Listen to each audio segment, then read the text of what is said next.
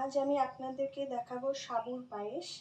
তার জন্য আমি নিয়ে নিয়েছি বড় সাবু দানা, চিনি, দুধ, আর এটাতে রয়েছে কিশমিশ, এলাচ আর হচ্ছে তেজপাতা। আমি এবার গ্যাসটা ধরালাম। এবার কড়াইটা আমি কিছুক্ষণ গরম করব। তেল দিয়ে দিচ্ছি, রিফাইন তেল দিতে হবে।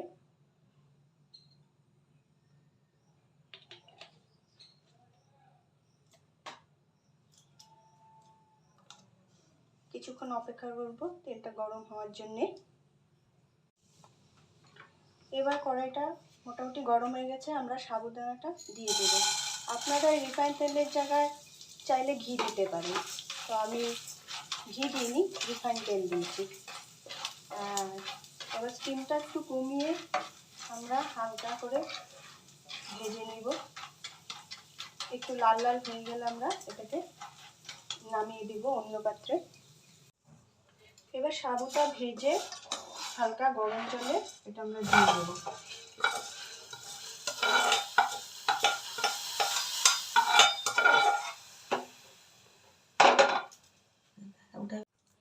এবার গ্যাস ধরিয়ে দিলাম। তারপর এবার আমি দুধ দিয়ে দিব।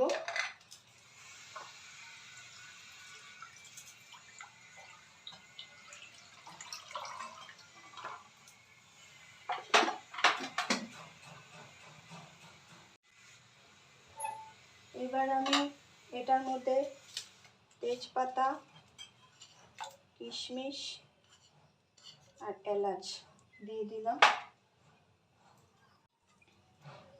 এবার দুধটা কিছুক্ষণ ফুটলে পরে তারপর আমরা সাবুটা দিয়ে দিব। দুধটা ফুটে এসছে, এবার আমি সাবুটা এর মধ্যে দিয়ে দেব।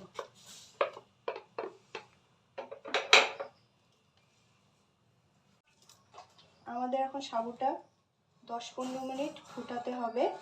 যখন সাবুটা নরম হয়ে যাবে তখন আমাদের এটার মধ্যে চিনি দিয়ে দিতে হবে।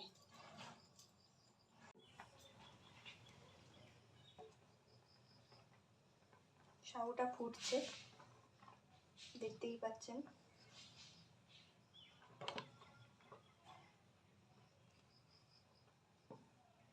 আপনাকে একটু মাঝে মধ্যে চেক করতে হবে সাবুটা যে নরম হয়েছে কিনা।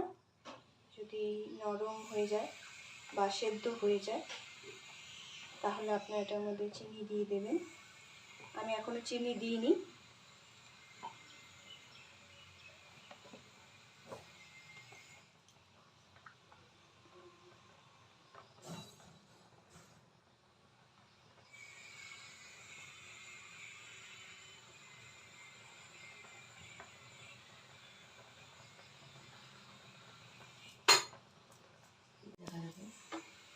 এবার আমি এটার মধ্যে চিনি দিয়ে দিচ্ছি।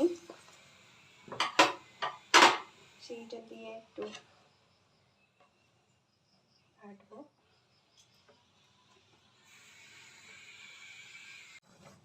চিনিটা দেওয়ার পর আমি এখন একটু ঢেকে দিলাম সেদ্ধ হওয়ার জন্য।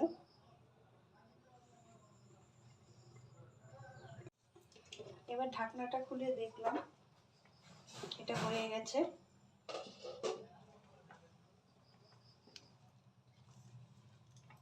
তারপর এটাকে নামিয়ে দিলাম।